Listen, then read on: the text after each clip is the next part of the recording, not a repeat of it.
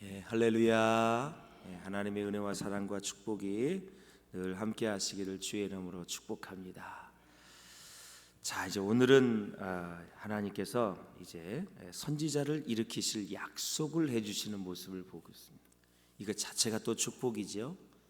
하나님이 다른 사람들 아니라 선지자를 일으켜서 주시겠다. 자, 선지자는 하나님의 말씀을 전하는 사람이거든요. 그런데 대부분 보면 선지자가 쓰임 받았을 때를 보면 이스라엘 백성이 우상을 숭배하고 하나님 곁을 멀리 떠났을 때, 하나님 앞에 가증한 일을 했을 때, 그때 많은 선지자가 활동을 하고 하나님의 말씀을 선포했어요. 이제는 성경 전체를 두고 보니까 선지자를 일으키겠다는 말씀은 무언가 이스라엘 백성들이 책망받을 일을 할 수 있을 것이다라는 것을 예측해 볼 수가 있어요. 선지자는 죄를 책망한 거 거의 대부분이었어요. 여호와께 돌아오라. 죄를 책망하면서 이스라엘 백성들의 영적인 암울한 상태에서 하나님께서 너희들을 사랑하니 돌아와라, 돌아와라, 그 외침이 거의 전부였어요. 포로로 잡혀가기 직전에는 그렇게 핍박과 어려움을 당하면서도 하나님께서 보내셨으니 말씀을 전하는 그런 선지자들의 그 어려운 그런 상황을 우리가 볼 수가 있거든요. 그러니까 지금의 이 상황에서 선지자가 너희 가운데 다시 보내질 거라는 말씀은 너희는 선지자가 보내질 그때의 영적 상태가 참으로 참혹할 것이다 라는 것을 우리가 예측해 볼 수가 있어요. 그러므로 사랑하는 여러분, 선지자 자체가 있다는 것이 감사하고, 우리가 잘못된 길을 갈 때 우리의 마음과 우리의 삶과 우리의 모든 행동을 말씀 안에서 잘 인도해 줄 수 있는 사람이 있다는 것은 큰 축복인 줄로 믿습니다.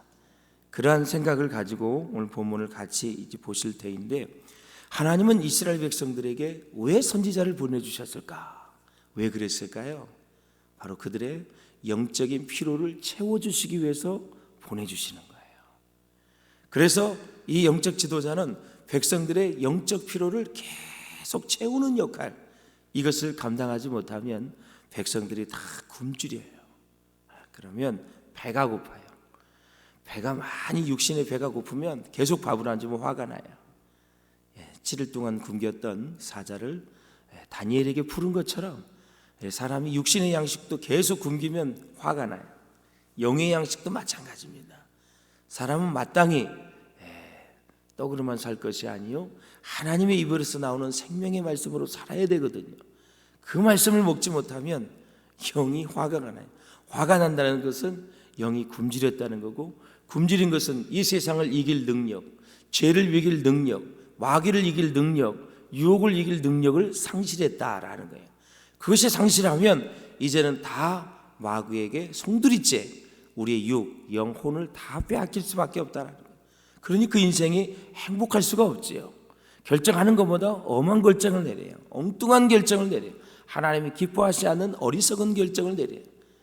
결정을 내리고 선택을 어리석게 하니까 그 인생은 보나마나지요. 계속해서 연단이요, 훈련이요, 그리고 어둠 가운데 거할 수밖에 없다라는 거죠. 그래서 하나님은 이스라엘 백성들의 영적인 필요를 채워주시기 위해서 선지자들을 보내주셨다. 그래서 이 부패한 이스라엘 백성의 죄를 꾸짖었고 그들에게 회개를 촉구했던 선지자들의 활동의 모습을 우리가 볼 수가 있습니다. 사랑하는 여러분, 우리가 신앙생활할 때 듣기 좋은 말씀만 들으려는 성도가 많아질수록 거짓 선지자들이 판을 친다는 걸 알아야 돼요. 거짓 선지자는 지금 저 사람이 뭘 듣기를 원하지 그것만 얘기해가지고 그 사람을 이용하고 그 사람을 썩 모든 것을 빼내는 게 여러분 거짓 선지자예요. 듣기 좋은 말씀이 아니더라도 사랑하는 여러분, 믿음으로 받아들이고 아름답게 순종할 수 있기를 주의 이름으로 축원합니다. 순종의 열매는 얼마나 큰지 모릅니다. 얼마나 풍성한지 모릅니다. 불순종의 열매는 얼마나 무서운지 모릅니다. 감히 감당할 수 없을 정도로 고통스러운 것입니다.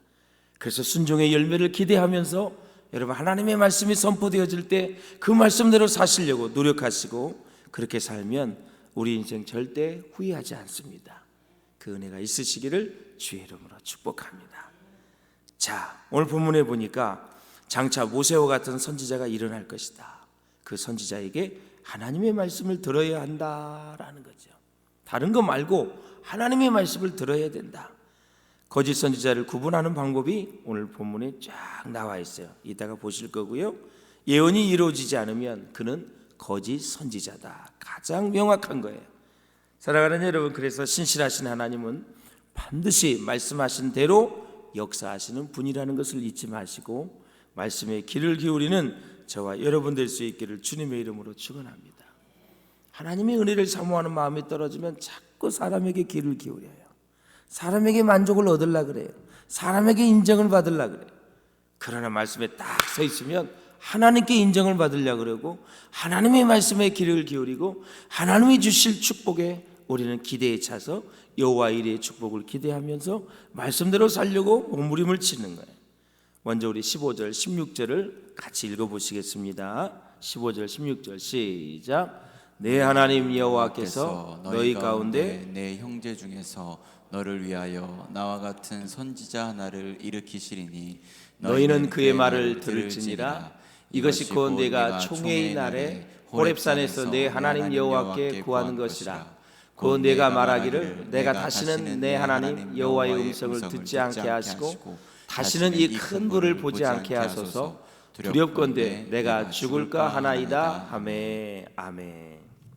나와 같은 바로 모세와 같은 선지자를 하나님께서 보내실 것이다, 일으키실 것이다 그랬어요. 보낸다, 일으킨다의 주체는 하나님이십니다. 믿습니까 여러분? 어디서 얼렁뚱땅 선지자가 생 것인 게 아니라 하나님이 보내시고 하나님이 일으키신다. 하나님이 하시는 일에는 반드시 목적이 있어요. 선지자를 보낸 목적이 있어요. 일꾼을 세운 목적이 있어요. 여러분 한 분 한 분을 불러주시고 세워주신 목적이 있다라는 것을 잊으서는 안 돼요. 하나님은 선지자를 일으키시고 보내시는 분이다. 어디에서 이제 나올 것이냐면 내 형제 중에서, 이스라엘 중에서, 더 소급해보자면 내가 함께 거하는 공동체 내 이스라엘 내에서 믿음이 있는 사람, 그런 사람들 중에서 일으킬 것이다. 그런데 나중에 보면 이제 그 선지자는 예수 그리스도로 계속 초점이 모아지는 그런 모습을 우리가 볼 수가 있어요. 사랑하는 여러분, 그런데 하나님이 보내시긴 보내시는데 너희가 해야 될 일은 뭐냐? 너희는 그의 말을 들을지니라. 이거는 원문에 보면 이렇게 되어 있어요. 너희는 그에게 들어야 한다 그랬어요. 잘 들으면 돼요. 할렐루야. 선지자가 하는 말씀, 지도자가 하는 말씀을 잘 들으면 돼요. 너무 지도자에 대한 이런 생각을 깊이 갖고 그 말씀에는 관심이 없으면 사람들이 판단하는 영이 임하게 되어져요. 항상 그래서 지도자는 사랑하고 기도해 주는 게 여러분들이 해야 될 일이에요. 지도자의 말씀을 듣는데 주력을 하시고 항상 이 영이 떨어지고 영이 은혜가 식어지면은 지도자 자체에 대해서 자꾸 흠집을 잡으려고 하는 생각이 들어요. 이미 그러면 그때부터는 병 들어가는 거예요. 사람은 안전한 사람이 없어요. 온전한 사람이 없어요. 설교를 하는 저도 얼마나 부족하고 연약한지 이런 말할 수가 없어요. 흠을 잡으면 너무너무 많은 사람이에요. 그렇지만 하나님이 세워주셨기 때문에 오늘도 기쁨으로 감사함으로 하는 거예요. 제가 여러분에게 주시는 말씀을 잘 말씀에 귀를 기울이면 여러분 더 지혜롭게 신앙생활에서 승리하게 될 줄로 믿습니다. 그래서 이스라엘은 그 선지자의 말에 순종을 해야 돼요. 가나안 민족들이 점쟁이 애들에게 듣는 것과 큰 대조를 이루죠. 보니까 가나안 민족들은 점쟁이에게 이제 이야기를 듣고 그렇게 살지만 하나님의 백성은 선지자에게 말을 들어야 된다. 그러니 선지자와 점쟁이가 부딪힐 수밖에 없어요. 그러니까 이제 백성들이 계속해서 선지자 쪽으로 가면 점쟁이들이 난리를 쳤던 가나안 민족의 그런 활동상 삶의 모습을 우리가 볼 수가 있습니다. 오늘 본문에 보면은 이제 총회라는 말이 나와요. 이스라엘 백성들이 전부 시내산 밑에서 모여서 모세에게 이제 십계명을 받는 그런 이제 상황이거든요. 이걸 총회라 그래요. 그래서 이스라엘의 시내산에서 여호와의 음성을 듣기 위해서 모였던 날을 바로 총회의 날이다, 이렇게 말을 해요. 그때 이스라엘 백성은 모세에게 내가 다시는 내 하나님 여호와의 말씀을 듣지 않게 하시고 다시는 이 큰 불을 보지 않게 하소서라고 얘기를 했어요. 하나님을 만나면 죽으니까 다시는 이 불을 보지 말게 하라. 그래서 이스라엘 백성들은 음성으로는 하나님의 음성을 들었고 눈으로는 큰 불을 보았어요. 온 시내 산에 다 불이 붙었다니까요. 여러분 마구산이 다 불이 타는 거 보면 보지요. 그것보다 훨씬 더 활활 타는 불을 본 거예요. 그런데 산은 하나도 타지 아니하고 여호와의 음성이 그때 들려온 거예요. 이거 죽을 것 같으니까 이스라엘 백성들이 중재자를 요청한 거예요. 모세를 요청한 거예요. 다시는 이 불을 보지 않게 해달라고 얘기를 하는 거죠. 그래서 이스라엘 백성들은 모세에게 자기들과 하나님 사이에 중재를 좀 해달라, 이렇게 얘기하는 거예요. 사람이 급할 때는 하나님 찾아요. 하나님 그래요. 그래서 모세를 찾는 그런 모습, 이러한 순전한 순결한 모습이 계속 이어졌어야 되는데 이제 먹고 살만하니 선지자고 예언자고 찾지를 않아요. 다 우상으로 가는 거예요. 평생 이런 일이 없으시기를 주의 이름으로 축복합니다. 좀 형편 좀 풀리면 더 주의 일에 열심히 하라니까요. 그게 내 자신을 지키는 일이고 여러분이 가지고 있는 재산을 지키는 일이에요. 왜 그걸 몰라요? 사람이 영이 어두워지면 꼭 잘못된 선택을 하더라고. 여러분 정말 하나님의 은혜 가운데 순수하고 순결한 첫사랑의 마음을 가지고 끝까지 믿음의 경주 잘 하실 수 있기를 주님의 이름으로 축원을 드립니다. 자, 백성의 요구를 들으신 하나님은 이제 최초의 선지자 모세를 세우셨는데 이제 하나님이 응답해 주세요. 응답의 내용이 17절 18절이에요. 같이 보겠습니다. 시작. 여호와께서 내게 이르시되 그들의 말이 옳도다. 내가 그들의 형제 중에서 너와 같은 선지자 하나를 그들을 위하여 일으키고 내 말을 그 입에 두리니 내가 그에게 명령하는 것을 그가 무리에게 다 말하리라. 아멘. 자, 백성들이 이제는 불 보는 게 무섭습니다. 그래서 이런 거를 보지 않았으면 좋겠다고 모세에게 얘기를 하니까 하나님께서 그 말이 옳도다 그랬어요. 옳도다. 그래서 내 말을 그의 입에 둔다. 하나님이 선지자의 입에 말을 주실 것이다. 그러니까 진실한 선지자인데, 회개를 촉구하고 주님 앞에 돌아오라고 얘기하는 선지자인데 그 선지자의 말을 듣지 않고 나아간다면 아니 될 것이다. 그래서 선지자는 항상 하나님의 말씀을 입에 담아야 돼요. 언제든지 말씀할 준비를 하고 있어야 돼요. 선지자는 어떤 백성을 만나든 누구를 만나든 그 사람에게 말씀을 줄 수 있어야 된다. 이것이 바로 참 선지자의 특징이다라는 거죠. 그래서 한 사람 한 사람 맞춤식 신앙 교육과 지도가 참으로 필요한 거죠.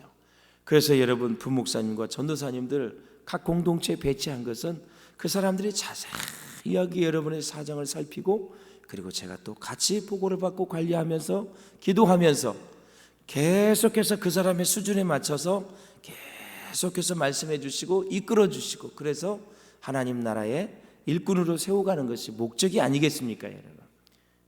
그래서 그 가나안 땅에 이 거짓 선지자들은 점수를 했어요. 점수. 그들은 신들의 의도나 의지 또는 그들의 마음 상태를 예측하는 기술을 가지고 있었어요. 그러니까 얼마나 많은 사람들의 마음을 빼앗아 갔는지 몰라요. 이 점술가들은 제물로 드려진 짐승의 내장을 보고 신의 뜻을 파악했다고 그래요. 짐승의 내장. 그 점을 보는 주요한 방법이 간장 관철 방법이 있어요.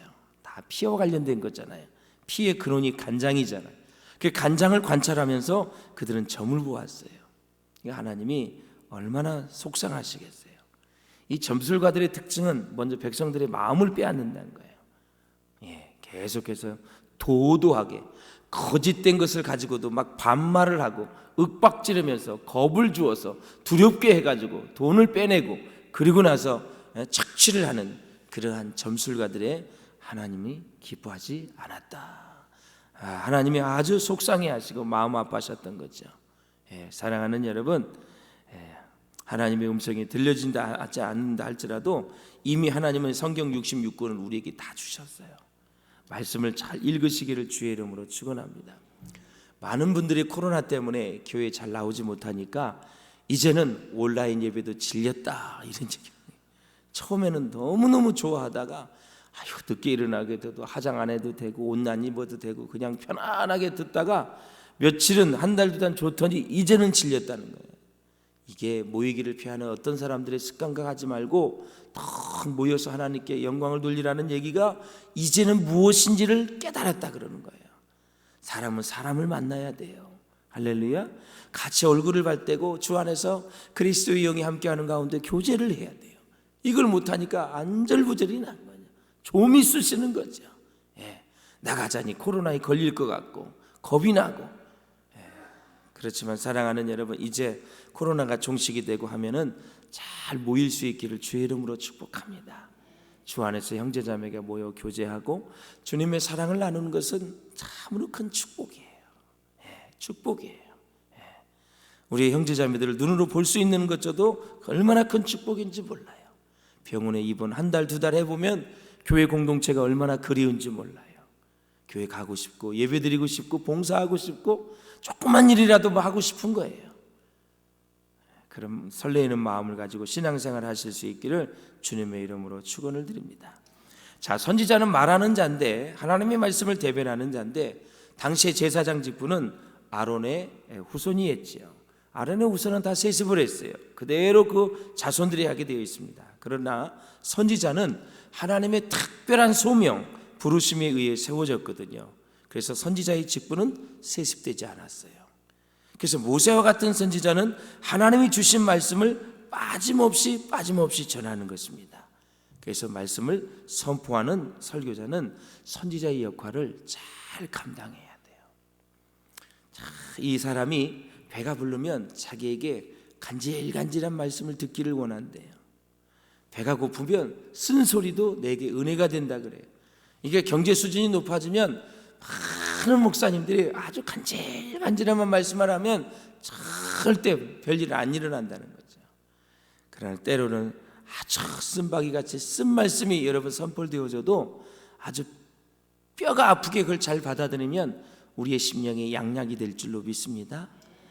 그래요. 그 심령이 복된 심령이에요. 그래서 사랑하는 여러분, 이제 하나님의 그 속성을 아시면서 우리가 이제 하나님은 전지전능하시다 그러잖아요. 하나님은 백성들이 의심할 것도 다 알고 계시는 분이에요. 말씀을 선포하면 의심할 것도 다 알고 계시는 분이에요. 그래서 그 말씀이 성취되는 바를 잘 우리에게 보라고 말씀하시는 분이 하나님이에요. 말씀이 잘 성취되어지는 것을 하나하나 경험하면 의심의 안개가 하나씩 거쳐지게 되어 있어요. 그때 믿음이 더 단단해지고 반석 위에 세워지는 믿음이 되는 거예요. 말씀이 이루어지는 것을 공동체를 통해서 보고 다른 사람을 통해서 보고 나를 통해서 내가 체험하게 되고 내 가정을 통해서 체험하게 되고 민족적으로 이것을 체험하게 되면 계속 믿음이 견고해지는 거예요. 그래서 여러분, 말씀이 성취되는 공동체가 건강한 공동체고 신앙에 도전을 줄 수 있는 공동체라는 것을 잊지 않으시기를 주님의 이름으로 축원을 드립니다. 자, 그렇다면 이제 구약 성경에 나오는 거짓 예언자의 여러 모습이 나와요. 첫 번째는 바알의 선지자처럼 다른 우상을 섬기는 선지자는 거짓 예언자다, 그렇게 판별하면 돼요. 그리고 하나님 외에 다른 신을 믿고 따르는 예언자는 다 거짓 예언자로 보시면 돼요. 어떠한 내용을 가져도. 두 번째, 메신저 형식을 사용하지만 다른 신을 섬기라는 유혹의 내용이 있다면 그 예언자는 거짓 예언자다. 아주 가머니설로 말을 잘하지만 결국에 가서는 다른 신을 섬기라고 독촉을 할 때는 그 사람은 거짓 예언자다. 또 거짓을 말하거나 행하는 자도 역시 거짓 예언자고 전한 말씀이 성취되지 않으면 거짓 예언자다. 가장 성경에서 강조하고 있는 내용이에요. 자, 참 선지자는 죄를 책망하고 회개를 촉구하는 참 예언자, 거짓 예언자는 평화를 외쳐요. 계속 얘기하면서 통일을 보세요. 다 평화입니다. 신천지 보세요. 다 세계 평화의 입지입니다.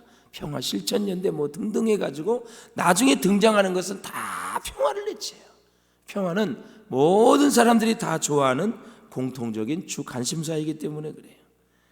하나님께서 전하라고 하지 않는 말을 전하는 자는 역시 거짓 예언자다. 또한 거짓 예언자는 물질적으로 부패했다라는 것을 볼 수가 있고 하나님께서 파송한 자가 아닙니다. 거짓 예언자는 하나님을 말씀을 대언하는 자도 아니기 때문에 조심해야 되는 거고, 그 다음에 성경에 보면 거짓 예언자는 천상회의에 참여하지 않는 그런 예언자. 천상회의가 뭐예요? 하나님의 말씀을 받지 않는 자를 얘기하는 거예요. 중재의 역할을 하지 않는 거짓 예언자는 백성들을 위해 중보의 기도를 하지 않아요. 그래서 진짜 여러분 참 예언자는 백성들의 아픔을 끌어안고 하나님 앞에 기도하는 자가 참 예언자다. 거짓 예언자는 그런 일을 안 해요. 무조건 그 사람들을 이용해서 자기의 유익을 취하고 유익을 취하는 게 목적이기 때문에 그래요. 중재라는 것은 다른 사람의 아픔과 다른 사람의 고통을 같이 느끼고 공감하고 그 사람을 위해서 기도하는 거예요. 할렐루야. 기도하는 건데 거기에 노동이 들어가거든요. 노동을 안 해요, 절대. 그리고 다 착취만을 하는 목적이 있기 때문에 아주 힘든 노동을 안 해요. 여러분, 기도가 얼마나 힘든 노동입니까? 거룩한 노동 아닙니까, 여러분? 그래서 참 예언자들은 백성을 위해서 기도할 수밖에 없는 것이죠. 왜? 기도의 확신이 있으면 기도를 통해서 하나님이 일하시고, 기도를 통해서 성도들을 붙잡아 주시고, 기도를 통해서 천군 천사를 파송을 시켜주시고 그 영혼들을 다 붙잡아 주시기 때문에 그래요. 모세의 중보를 통해서 백성들의 살 길이 열려졌고 완전히 하나님이 그 백성을 없애려고 했지만 하나님께서는 그 백성들을 다시 살려주시는 그런 모습을 우리가 볼 수 있다라는 사실이에요. 그러므로 사랑하는 여러분, 정말 참 예언자를 만나기를 날마다 기도하시고, 그렇게 평생 여러분의 자녀를 위해 기도할 때도 좋은 영적 지도자를 만날 수 있도록 기도할 수 있기를 주의 이름으로 축원합니다. 늘 조지 뮬러가 5가지 얘기를 했죠. 좋은 스승, 좋은 친구, 믿음의 친구, 좋은 믿음의 배우자, 좋은 영적 지도자, 좋은 교회를 만나게 해달라고 그렇게 기도한 것처럼 낮이나 밤이나 계속 그 기도하셔야 돼요. 빼먹지 않고 하시기를 주의 이름으로 축복합니다. 자, 우리가 이제 교회 생활을 할 때, 신앙 생활을 할 때 가끔 보면 교회가 굉장히 안전하다고 생각하고 아주 완벽하다고 퍼펙트한다고 생각을 하는데 절대 그렇지 않거든요. 여러분, 사람이 염으로 교회가 꼽히다라는 책에 보면은 이런 내용이 있어요. 우리는 교회에서 만나는 사람들이 성인군자가 아니라 나와 똑같이 부족하고 연약한 사람이라는 사실을 종종 잊고 산다 그래요. 자, 어떤 청년이 스펄전 목사님에게 와서 이렇게 질문을 했다고 합니다. 목사님, 저는 교회를 다니면서 사람들의 한심한 모습 때문에 많은 상처를 받았습니다. 정말 목사님 어디 좋은 교회 없습니까? 서로를 위해 주고 사랑도 많은 그런 완벽한 교회는 없습니까? 이렇게 목사님께 물었어요. 그러자 위대한 설교자 스펄전 목사님은 청년에게 이렇게 대답을 했다고 합니다. 이보게 청년, 사실은 나도 아직 그렇게 완벽한 교회를 만나지 못했다네. 그대가 열심히 한번 찾아보게. 그리고 찾거들랑 내게도 좀 알려주게 그랬습니다. 이 말을 들은 청년은 실망감을 감추지 못하고 돌아가려고 했습니다. 그러나 스펄전 목사님은 다시 그 청년에게 말했습니다. 이보게, 만일 자네가 정말 좋은 교회를 발견하거든 꼭 한 가지 부탁을 하고 싶네 그랬어요. 무슨 소린가 하여 뒤돌아보는 그 청년을 향해서 스펄전 목사님은 이렇게 말했다고 합니다. 청년, 만약에 그런 교회를 찾거든 제발 그 교회에 다니지 말게나. 자네가 그 교회에 다니기 시작하는 순간 그 교회는 더 이상 완벽한 교회가 아니게 될 것이니까 말일세 그랬습니다. 자, 우리는 보석처럼 완전히 잘 다듬어진 교회를 찾아다니고 멋있고 화려한 것을 갈망할 수가 있습니다. 하지만 그런 교회는 이 세상에 없습니다. 그런 성도도 이 세상에 없습니다. 성경은 우리가 하나님 앞에 서는 그날에야 온전해질 것이라고 우리에게 가르쳐주고 있어요. 그렇다면 완벽한 교회와 성도를 찾아 헤매기보다 아직 완전히 다듬어지지 않았지만 그 성도들과 함께 아름다운 신앙 공동체를 만들어서 철이 철을 날카롭게 하듯이 함께 성화의 길로 나아갈 교회를 찾는 것이 현명한 생각이고 현명한 판단이고 현명한 마음이다라는 것이죠. 교회는 완전한 데가 없어요. 건강한 교회는 말씀만 제대로 선포되어지고 기도하면서 그리고 성령 충만하여 하나님의 뜻을 쫓아 몸부림치며 그 뜻을 이루려고 함께 노력하는 공동체가 아주 건강한 공동체다.